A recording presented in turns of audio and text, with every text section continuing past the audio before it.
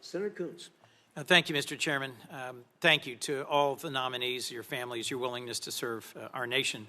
And if I might, Mr. Waltz, or forgive me, Colonel, Congressman Waltz, my thanks to you and to your wife, Julia, who's also served our nation, as you mentioned in introduction, in combat, and to your family.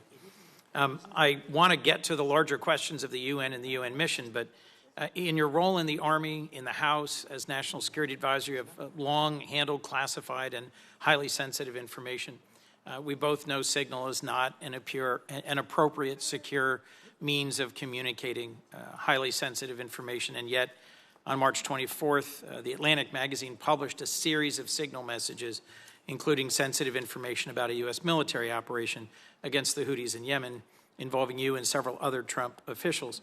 Were you investigated for this disclosure of sensitive operational information on Signal? Thank you, Senator. And that engagement was driven by and recommended by the Cyber Security Infrastructure Security Agency, by the Biden administration, CISA guidance. I'm sorry. And I have here, just the use of Signal. Share information on Signal? The use of, no, excuse me, the use of Signal is not only, as an encrypted app, is not only authorized, it was recommended in Biden's, the Biden-era CISA guidance. And in fact, if you just, it says here, I'll read it to you.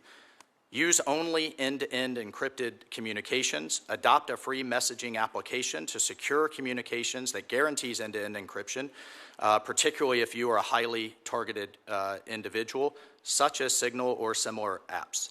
CISA recommends end-to-end encryption messaging on both government and personal devices.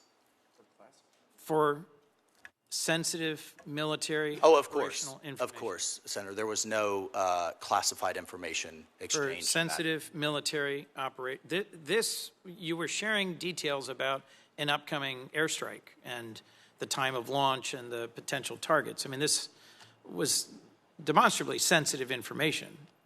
And the question I asked was, were you investigated for this expansion of the Signal Group to include a journalist?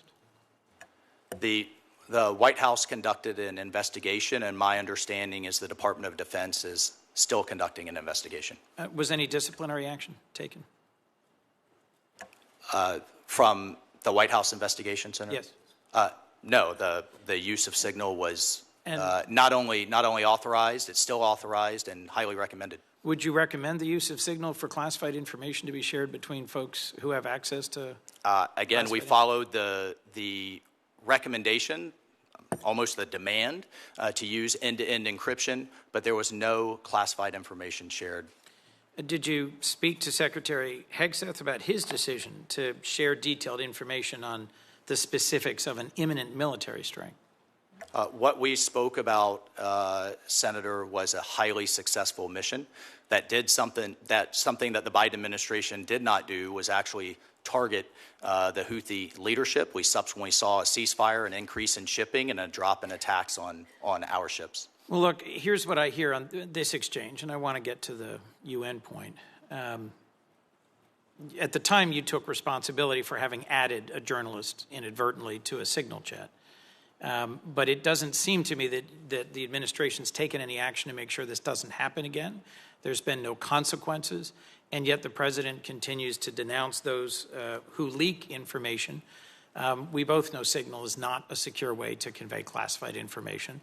And I was hoping to hear from you that you had some sense of regret over sharing what was very sensitive, timely information about a military strike on a commercially available app that's not, as we both know, the appropriate way to share such critical information. Again, Senator, I think where we have a fundamental disagreement is there was no classified information on that chat. I'm going to move on for a moment, but we've got plenty more to discuss on that point. China in the UN system, there was plenty of agreement on this side of the dais, and I think with you, that we need to combat anti-Semitism and anti-Israel bias in the UN. We need to ensure taxpayer dollars are well spent. We need to engage in our world. And from your service on the China Task Force, you know very well what a central challenge for us China is. Yet across organizations, the ITU, the FAO, UNESCO, WIPO. I think the only way we successfully push back on China's influence is by being at the table, driving reform.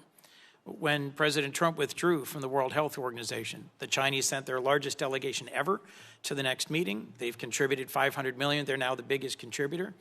I can understand some of the frustrations or concerns that led to the withdrawal from UNESCO, but in the last Congress, with Israeli support, I led our rejoining UNESCO. We've talked about, you've mentioned earlier today, standard-setting bodies as being essential. How do you balance a budget request that dramatically reduces our contributions to the UN with needing to be at the table to fight for the standards, whether it's telecommunications, civil aviation, intellectual property? You just waved, here's this great big list of organizations. Many of them do critical things. How are you going to strike that balance appropriately, sir?